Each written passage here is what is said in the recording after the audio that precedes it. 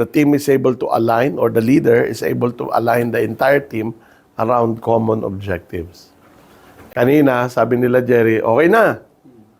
Pero sabi nung sandali, check muna namin. Hindi pa okay.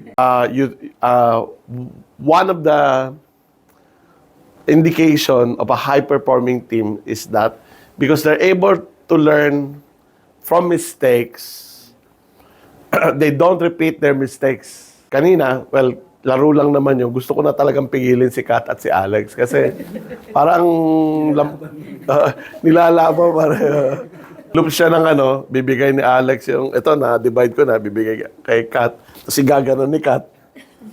Tapos, sasabihin ni Alex, okay na ba? Sasabihin ni Kat, hindi. Sabi, babalik kay Alex, gagawin. Ilang ulit yun di ba? Oo. So, in real life, actually, nangyayari yun. Yung paulit-ulit lang yung mali, hindi nako-correct.